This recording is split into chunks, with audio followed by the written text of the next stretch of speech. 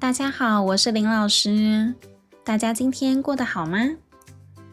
最近我身边很多朋友出国旅行，在台湾，很多人会去日本和韩国，尤其是日本。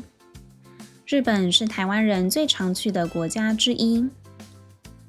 日本离台湾很近，坐飞机到东京的话，大概3个小时就到了。我第一次出国就是去日本。大家第一次出国旅行去了哪里呢？是什么时候呢？我是20岁，大学3年级的暑假第一次出国旅行的。当时跟我妈妈和我妹妹一起去了日本的2个大城市，京都和大阪。因为是第一次搭飞机，所以我们的飞机票不是自己买的，是透过旅行社买的。虽然比较贵，但是省了很多麻烦，也比较安心。第一次搭飞机的时候，我又紧张又兴奋。坐上飞机了以后，看着窗外，飞机慢慢地飞了起来，感到很不可思议。我妈妈虽然不是第一次出国，但是也已经10几年没出国了，所以跟我一样兴奋。到了日本以后，我们就先去拿行李，然后再去买地铁票。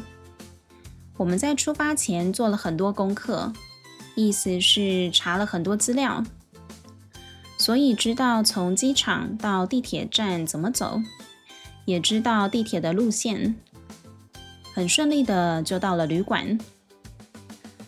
如果您问台湾人第一次出国旅行适合去哪个国家，我想大部分的人都会说日本，因为日文也有汉字，环境也跟台湾很像，而且交通也很方便，有名的景点几乎搭地铁都能到。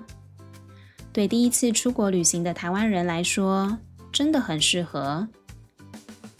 好，那再回到前面的话题，我跟我妈妈和我妹妹第一次出国，我们当时先去京都，再去大阪。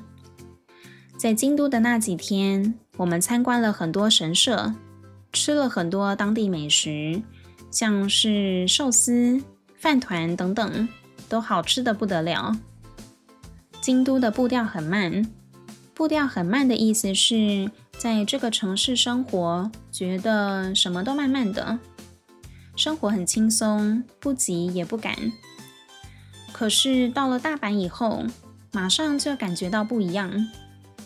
跟京都比起来，大阪的步调快很多，大家走路的速度都很快。跟大阪比起来，我比较喜欢京都，在京都才有放松的感觉。后来因为很喜欢日本的生活和文化，再加上离台湾真的很近，所以我跟家人朋友又去了好几次日本旅行。